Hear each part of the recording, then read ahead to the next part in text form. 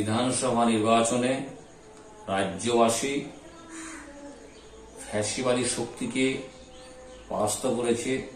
তার জন্য আমরা আমাদের পক্ষ থেকে রাজ্যবাসীকে জানাচ্ছি অভিনন্দন এবং শুভেচ্ছা। সেই সাথে সাথে নবনির্বাচিত বিধায়কদের জানাচ্ছি অভিনন্দন এবং শুভেচ্ছা।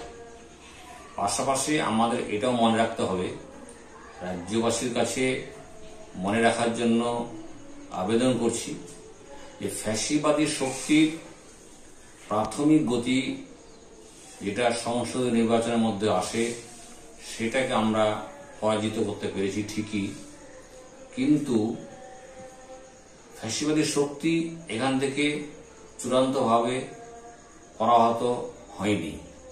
সেই জন্য আমাদের কাজ দায়িত্ব আরো বেড়েছে।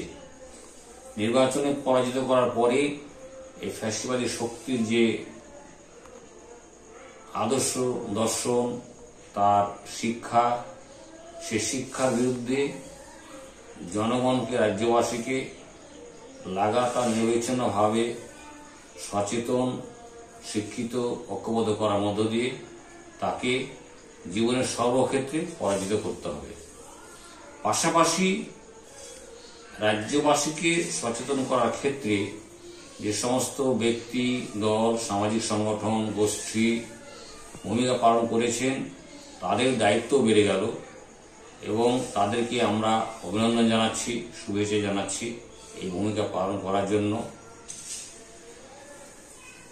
রাজ্যের মুখ্যমন্ত্রীর কাছে আমরা আবেদন করছি যে রাজ্যের মুখ্যমন্ত্রীর প্রতি রাজ্যবাসী যে আস্থা স্থাপন করেছেন, রাজ্যবাসীর প্রতি আগামী 5 বছর যাতে তিনি তার যথার্থ মূল্য এবং গুরুত্ব দেন। গত 2টো টার্মে তার সরকারের যে সমস্ত ত্রুটি বিচ্যুতি হয়েছে, আগামী 5 বছর যাতে সে সমস্ত ত্রুটি বিচ্যুতি না হয়, জনগণের স্থায়ী উন্নয়নের ব্যবস্থা করা হয়, সেদিকে তিনি অবশ্যই গুরুত্ব দেবেন।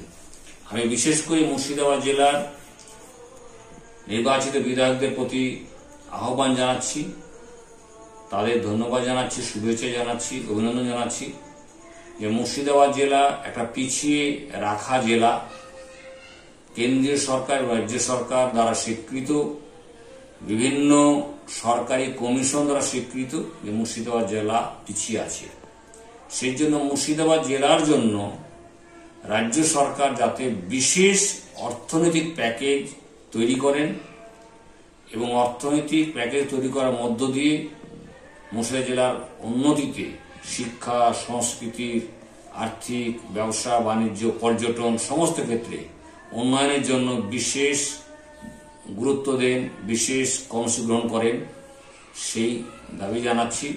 এবং নবনির্বাচিত বিধায়কদের প্রতিও আমরা আবেদন জানাচ্ছি, আপনারা এই নতুন মুখ্যমন্ত্রীর কাছে সম্মিলিতভাবে, ঐক্যবদ্ধভাবে মুর্শিদাবাদ উন্নয়নের জন্য বিশেষ দাবি দেওয়ার নিয়ে কাজটা করবেন।